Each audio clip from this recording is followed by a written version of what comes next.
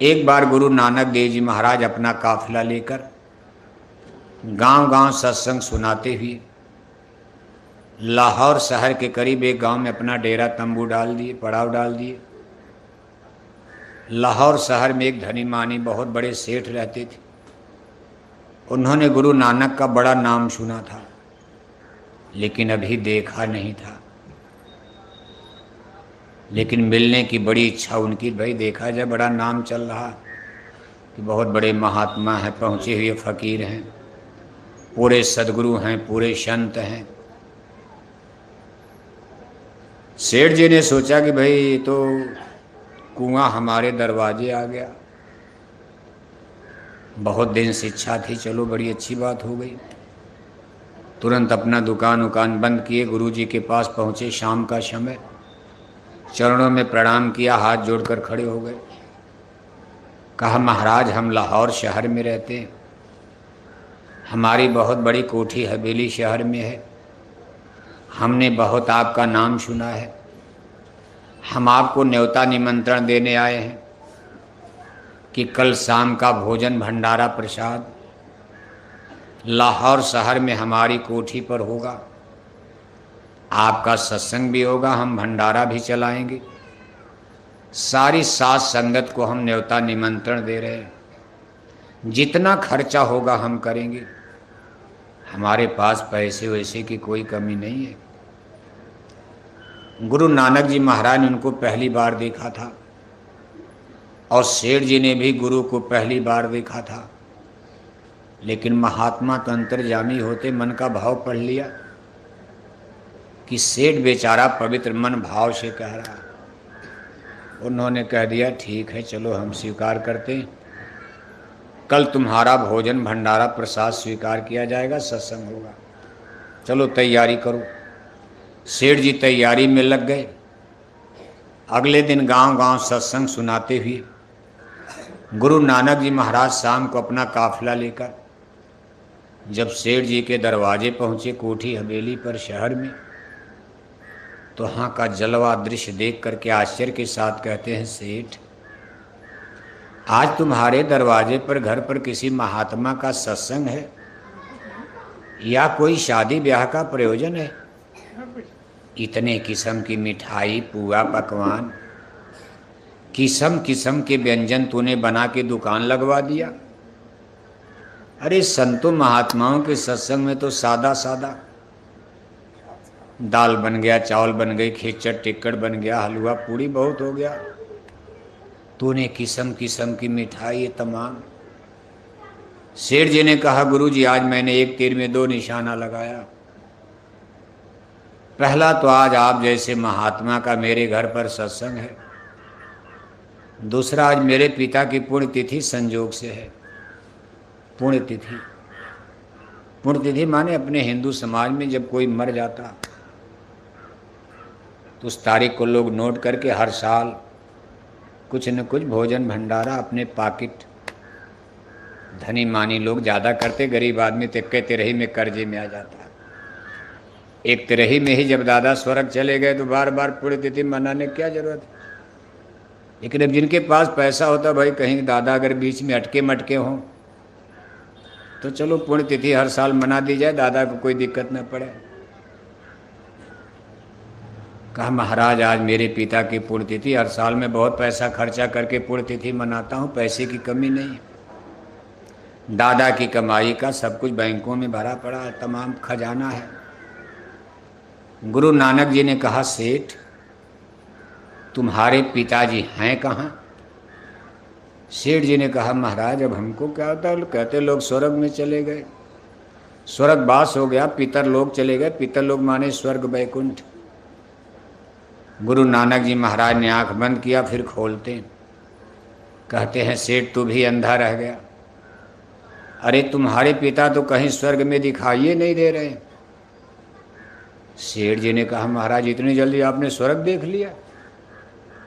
आप यहीं से बैठे बैठे एक मिनट नहीं बीता, स्वर्ग, स्वर्ग तो बड़ा लंबा चौड़ा है। गुरु नानक ने कहा, बहस मत करो, ये बुद्धि से समझने वाली चीज नहीं, संतों का साइंस ऑफ सोल है। ये आध्यात्मिक चेतन पराविद्या है सेठ। अगर तुमको मेरे ऊपर भरोसा है तो सच जानो, तुम्हारे पिता कहीं स्वर्ग में हैं ही नहीं, उनका स्वर्ग हुआ ही नहीं। सेठ ने कहा महाराज तब आप बताए मेरे पिता हैं कहाँ? तो गुरु नानक जी महाराज ने कहा देखो ये सामने लाहौर का जंगल है, इस सामने थोड़ी दूर पर तुम्हारे गांव का जंगल शुरू हो रहा, तुम्हारे पिता इसी जंगल में शेर बन गए, उनको शेर का जन्म मिल गया। 4 खान 84 लाख जन्म मरण में भटक गए हैं और शेर का जन्म उनको मिला है। बड़े लोग ज़्यादातर शेरे बनते हैं, जैसे राजा महाराजा जमींदार सेठ साहूकार, जैसे यहाँ उनका रुतबा होता है ऐसे जानवर में शेर बनेंगे तो उस जंगल के राजा कहे यहाँ भी राजा वहाँ भी राजा। ये सब कुदरत का नियम है सब, लेकिन बार बार नहीं। गरीब भी बन सकते हैं, दरिद्र भी बन सकते हैं। आज राजा है अगले जन्म में रंक हो सकता, आज जो रंक है गरीब है भीख मांग रहा, अगले जन्म में राजा चक्रवर्ती सम्राट हो सकता, क्योंकि आत्मा तो सब एक ही है। सब कर्मों का खेल है, जैसा बोया वैसा काटा। गेहूं बोएगा गेहूं काटेगा, चना बोएगा चना काटेगा। कर्म प्रधान विश्व रचि राखा, जो जस करी सो तस फल चाखा। आज जो राजा है राजा बनकर कर्म बिगाड़ रहा है, अगले जन्म में दरिद्र बनेगा। धन मिल गया, बंदूक मिल गई, गरीबों को चंपारण में सता रहा, अगले जन्म में खुद ही दरिद्र बनेगा। एक लाठी घर में नहीं रहेगी, गिट्टी मिट्टी तोड़ेगा तब पता चलेगा गरीबी क्या होती है। और आज जो गरीबी में है भगवान की भक्ति अच्छे काम कर रहा, आगे राजा बन जाए, MP MLA बन जाएगा, मिनिस्टर बन जाएगा, उसका भाग जाग जाएगा। ये सब राउंड सर्किल में जन्म मरण परमानेंट नहीं होता, सब कर्मों पर का खेल है। कहा तुम्हारे पिता इसी जंगल में शेर बन गए, और शेर बनकर इस समय जंगल के बाहर देखो मोटा पीपल का पेड़ है, बीच में एक झाड़ है।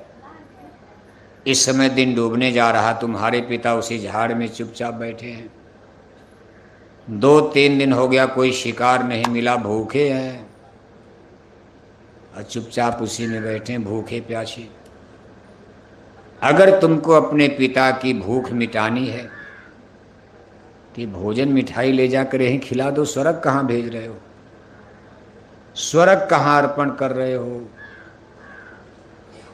लोग मंत्र पढ़ करके अर्पण करते, जैसे पानी आप देते हो ना पितृ विसर्जन में, पितृपक्ष के महीने में हिंदू लोग क्या करते हैं, सुबह सुबह नहा, क्वार के महीने में पितृपक्ष आता, साल में एक बार अपना ऐसे पानी नदी वदी में नहाते हैं। अब तो कम हो रहा, लोग नहा करके ऐसे ऐसे पानी, पूछा जाए पानी का है का दादा को अर्पण हो रहा, साल भर का पानी एक ही दिन में सप्लाई कर देते कि दादा को प्यास न लगे। बताओ आप, ये सब कितनी।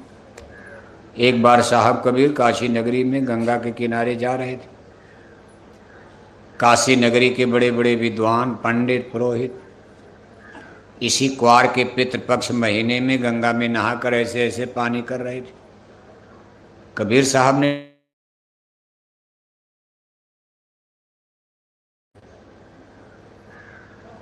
तो विद्वानों ने कहा महाराज जरा ठहर जाइए, पूजा कर लेने दीजिए, धोती लंगोटी अभी बदलेंगे तो समझाएंगे।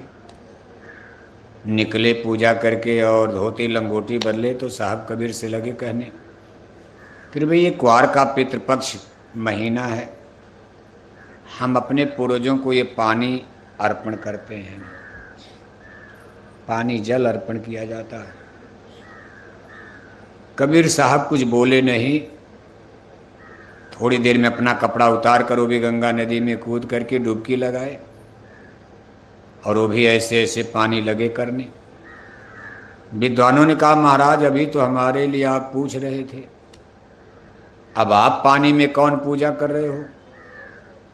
साहब कबीर ने कहा मैं पूजा नहीं कर रहा हूँ, यहाँ से 1 मील की दूरी पर मेरा घर है, मैंने अपने घर के पीछे कुछ सब्जी की खेती लगा रखी है, और पानी बिना मेरी सब्जी की खेती सूख रही है।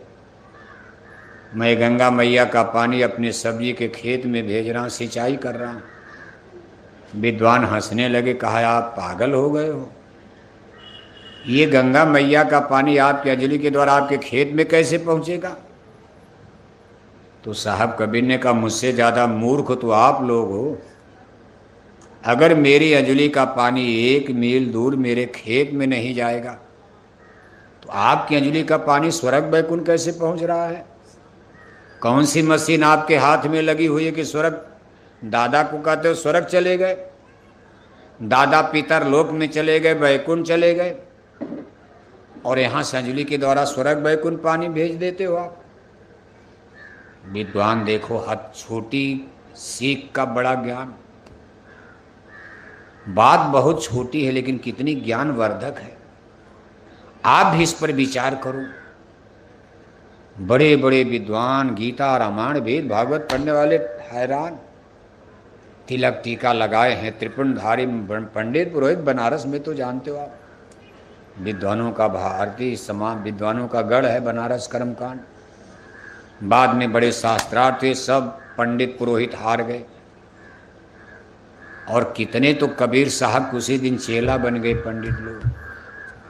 पहले तो कहते थे जुलाहा है, जुलाहा है, इसके हाथ का पानी कौन पिएगा, लेकिन आज उनके ज्ञान की बात ने लोगों के दिल को झकझोर दिया। विद्वानों के पास कोई इसका जवाब नहीं मिला।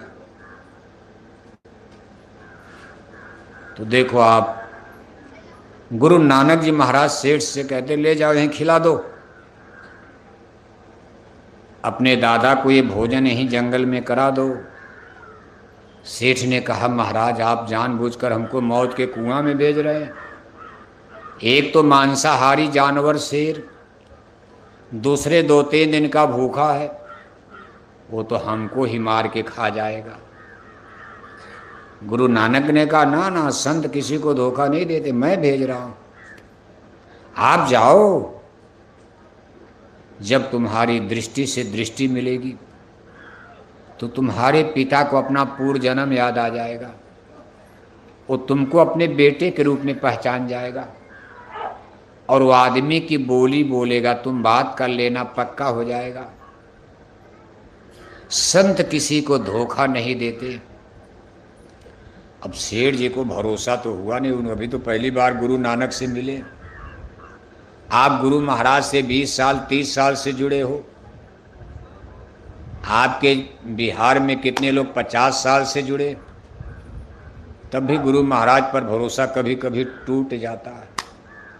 आपका काम बन रहा, गुरु महाराज भगवान है, थोड़ा मोड़ा काम बिगड़ गया, गुरु महाराज में शक्ति नहीं, चलो दूसरा गुरु कर लिया जाए।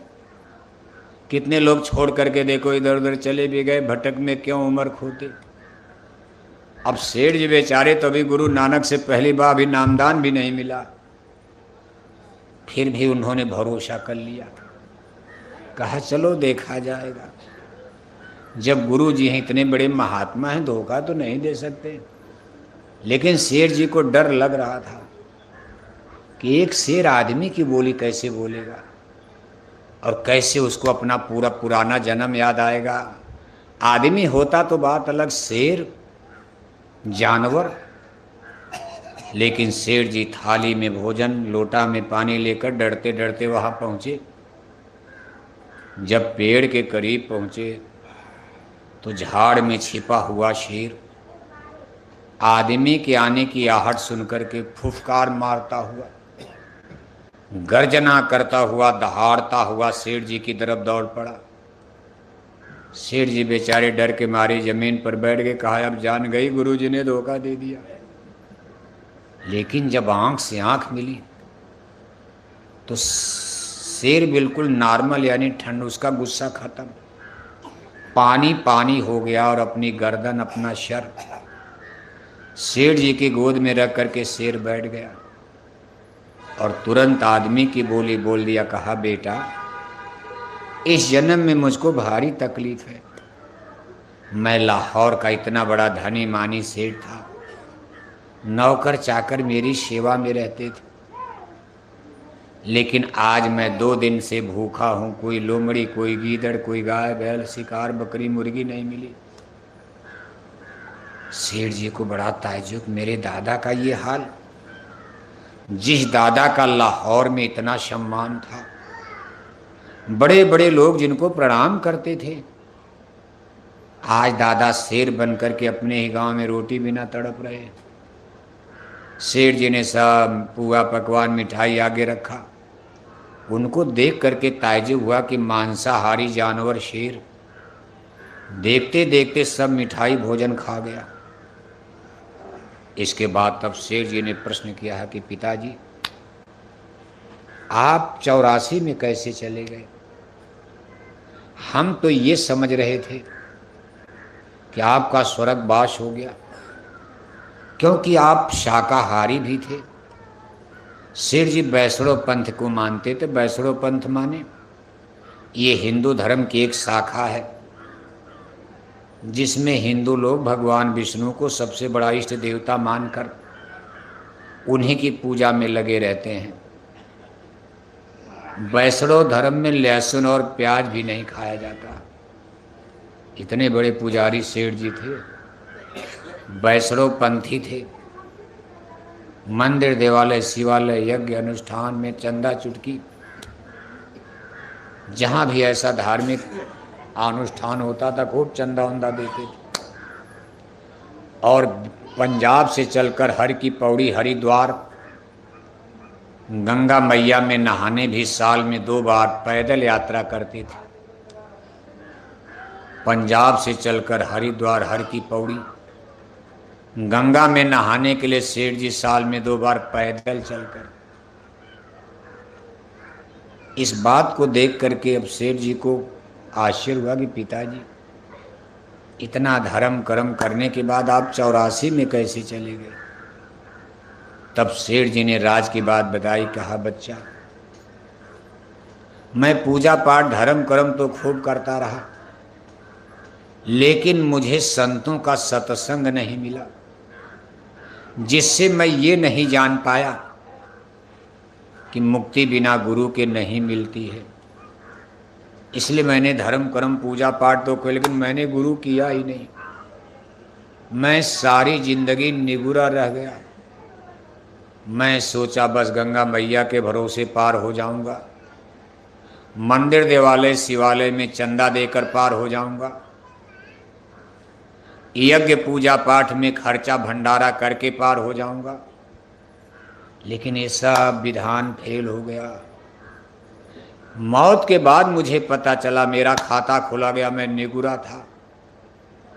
इसलिए मेरे सारे कर्म हैं, जो भी धर्म कर्म पुण्य में तो डाल दिया गया, लेकिन इसका मुक्ति फल नहीं मिला। दूसरा मुझसे गलती क्या हो गई कि मैं माता पिता के डर के मारे मांस तो नहीं खाता था, लेकिन मांस खाने को मेरा मन बहुत कहता था।